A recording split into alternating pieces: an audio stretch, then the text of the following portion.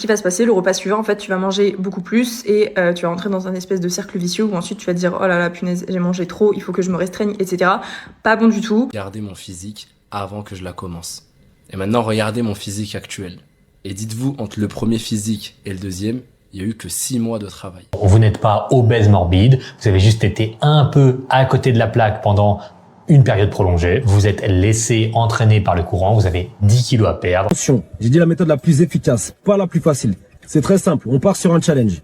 L'objectif, atteindre minimum 7 jours sans aucun glucide. T'as juste à suivre les conseils que je te donne. T'as rien à perdre. Fais-moi confiance et on verra les résultats ensemble. Règle numéro 1, les fibres. Le matin au petit déjeuner et à la collation vers 16h30, tu manges un fruit. Bouge-toi un peu plus pour perdre du poids. Ça te concerne, non? Tu veux savoir comment? Je suis diététicienne nutritionniste et voici 3 bonnes habitudes que tu peux mettre en place pour perdre du poids. Déjà, commence par ne sauter aucun repas et juste manger de manière régulière, prendre un petit déjeuner à heure fixe, prendre un déjeuner et un dîner et une collation à heure fixe. Et même s'il y a des jours où t'as pas très faim, essaye juste de diminuer la portion de ce repas, mais ne le saute surtout pas. Ce qui va se passer, le repas suivant, en fait, tu vas manger beaucoup plus et tu vas entrer dans un espèce de cercle vicieux où ensuite tu vas te dire « Oh là là, punaise, j'ai mangé trop, il faut que je me restreigne, etc. » Pas bon du tout. Donc première habitude à prendre et à faire, on mange de manière régulière.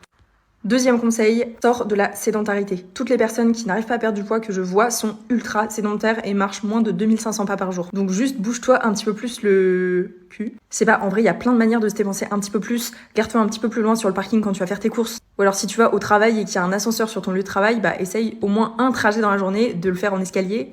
Enfin bref, dépense-toi plus. Et troisième et dernier conseil, en vrai, je te dirais de bien t'hydrater. Ça paraît être un conseil tout bête, mais c'est pareil que pour la sédentarité. J'ai énormément de personnes en suivi qui ne s'hydratent absolument pas assez, qui boivent moins de 500 ml d'eau par jour. Je sais pas si vous vous rendez compte, 500 ml d'eau par jour, notre corps est constitué à 60% d'eau, donc automatiquement, si tu ne donnes pas assez d'eau à ton corps va faire de la rétention d'eau et en fait tu vas prendre du poids. Alors attention, prendre du poids n'est pas égal à prendre du gras, mais tu vas faire de la rétention d'eau. Donc vraiment, hydrate-toi suffisamment, c'est 2 litres minimum par jour. Pas moins. J'ai pas mal de conseils à donner, mais tous les conseils que j'ai donnés, c'est ce que même pas 70% de la population arrive à remplir. Donc si déjà t'arrives à faire ça, c'est pas mal. Et ensuite, on pourra passer au step supérieur. Et c'est un truc de ouf. Je viens de tomber sur une photo de moi avant ma transformation physique. Regardez mon physique avant que je la commence. Et maintenant, regardez mon physique actuel. Et dites-vous, entre le premier physique et le deuxième, il y a eu que 6 mois de travail. En 6 mois, j'ai changé de physique à ce point-là. Je vais t'expliquer rapidement comment j'ai fait, je l'ai expliqué plusieurs fois, mais je vais revenir là-dessus. Première règle, pour brûler du gras, faut être en déficit calorique. Comment on fait pour être en déficit calorique? On mange moins que ce que l'on dépense. Et maintenant, concrètement, comment est-ce qu'on fait? Eh bien, on augmente la dépense énergétique et on réduit l'apport calorique qu'on va manger. La première technique, le jeûne intermittent, exceptionnel. Il y a l'OMAD qui fait des ravages, qui est incroyable, et je le conseille si vous pouvez le tenir. Sinon, il y a un jeûne plus facile que moi je faisais, c'est le jeûne 16-8. Donc ça veut dire 16 heures de jeûne, et 8 heures, vous avez le droit de manger. Moi, je mangeais entre midi et 20 heures. Ça me faisait un repas à midi et un repas à 20 heures. Et entre les deux, je me plaçais une petite collation. La deuxième astuce pour creuser l'écart, c'est la marche. La marche, c'est incroyable. Vous sentez pas l'effort, ça creuse pas l'appétit comme la course à pied. Et c'est quelque chose que vous pouvez répéter tous les jours parce que ça vous fatigue pas. 10 000 pas par jour, c'est le minimum. Ça fait à peu près 1h30 de marche. 1h30 de marche, sachant que dans la journée, naturellement, vous allez marcher peut-être 3-4 000 pas, donc ça va vous enlever déjà 30 minutes de marche. Donc maintenant, il y a 1 heure de marche à placer dans votre journée. Vous pouvez placer 30 minutes dans la pause du midi, 30 minutes le soir. Moi, c'est ce que je faisais, et franchement, ça allait super bien comme ça. Ce que vous pouvez faire aussi, c'est de placer des séances de sport à la salle ou bien à la maison dans la semaine. Moi, je m'entraînais 3 fois par semaine.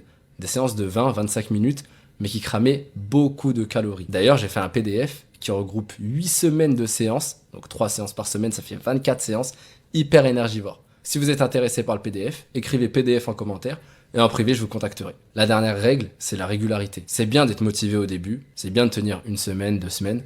Ce qu'il faut, c'est de la régularité. On ne vous demande pas de faire des efforts exceptionnels pendant 2 semaines, on vous demande de faire des petits efforts, mais régulièrement, que vous pouvez tenir sur le long terme. Ça sert à rien de perdre 10 kilos en 1 mois si vous allez les regagner après. Allez-y progressivement. 1 kilo déjà par semaine, c'est énorme. Et même si vous perdez 500 grammes par semaine, c'est énorme. 500 grammes par semaine, ça fait 2 kilos par mois.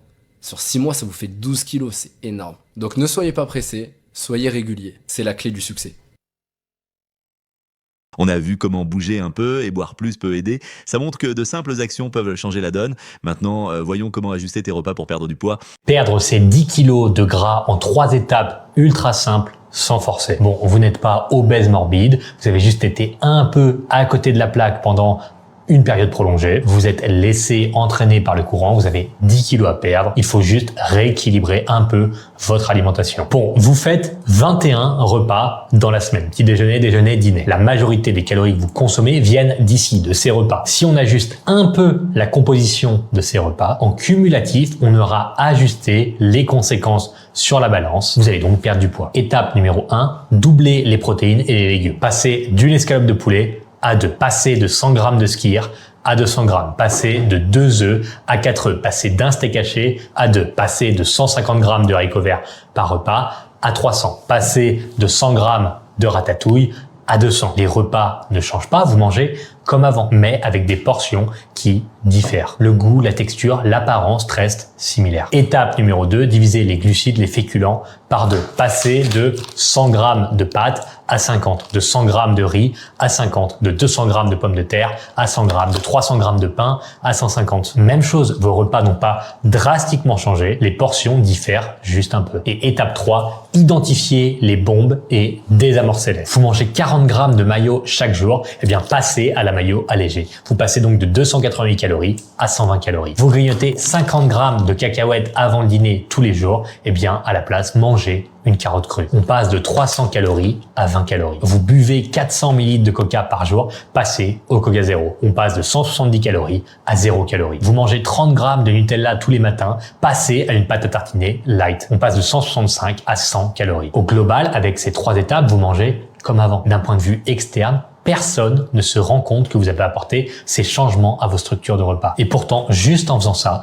vous venez de faire la différence entre rester en surpoids ou perdre 10 kilos pendant les 6 prochains mois. La team, je vais vous parler de la méthode la plus efficace pour perdre du poids. Attention, j'ai dit la méthode la plus efficace, pas la plus facile. C'est très simple, on part sur un challenge. L'objectif, atteindre minimum 7 jours sans aucun glucide. Quand je te parle de glucides, 0 sucre. Alors qu'est-ce qu'on doit manger? C'est pas comme le keto. Dans le keto, vous avez le droit à pas mal de lipides. Là, c'est différent.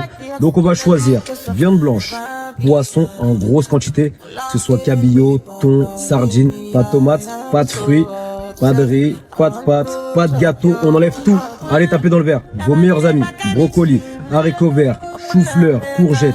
Vos meilleurs amis, la base, blanc d'œuf. N'hésitez pas avec les œufs. À fond. Encore une fois, toute une cuite est mauvaise. On enlève. On remplace pas un poison par un autre poison. On enlève le sel aussi. Il va falloir boire énormément d'eau.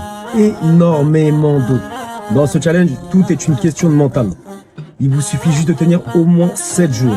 Est-ce qu'à la fin du No Sugar Challenge, en reprenant une alimentation normale, entre guillemets, je vais reprendre tout le poids que j'ai perdu? Pas du tout. Encore une fois, le gras que tu as perdu, tu le reprends pas comme ça. Et normalement, si tu as une alimentation normale, tu n'es pas censé prendre du poids comme ça. Si tu prends du gras, c'est que ton alimentation n'est pas normale.